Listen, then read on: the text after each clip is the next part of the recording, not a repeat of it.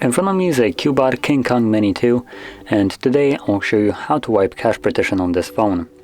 And to get started, you will want to power off your device by holding the power key and selecting power off.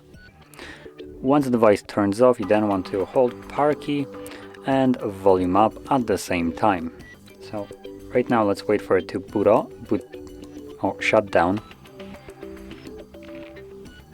There we go. So once it's off, hold power key and volume up. You will see boot mode. So once you see this, you want to let go of those keys and then only using volume up, navigate to the first option. As you can see, it will just cycle through. Once it selects first option, recovery mode, press volume down. Give it a second, and next thing we should see is an Android logo with no command.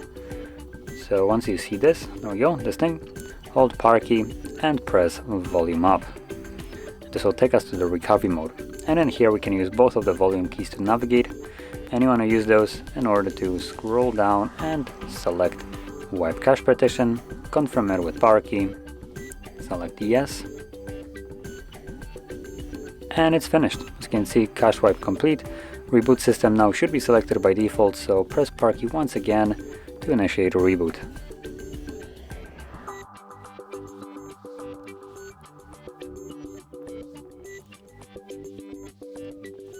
And as you can see, we are now back in Android.